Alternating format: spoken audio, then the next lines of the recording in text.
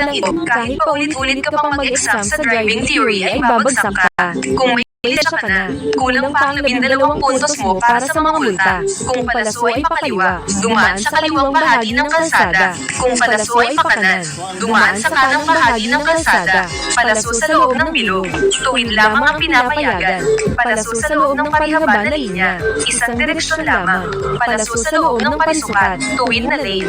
Dalawang palaso sa loob ng parisukat, bigyan daan ng kasalubong na sasakyan. Dalawang palaso sa pulang bilog, huminto at magbigay daan. Pulang bilog na may guhit, bawal pumasok. Pulang bilog na puti ang loob, bawal dumaan.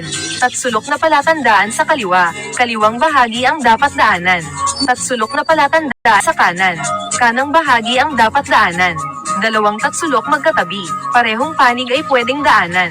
Pulang bilog na may krus, bawal pumarada. Pulang bilog na may pailis na guhit, bawal ang matagal na paghinto. Asul na background na puti ang teksto, minimum na bilis. Pulang bilog na itim ang numero, maximum na bilis. Tandaan ito at i-save bilang gabay. Hindi mo alam ang karatulang ito. Kahit paulit-ulit ka pang mag-exam sa driving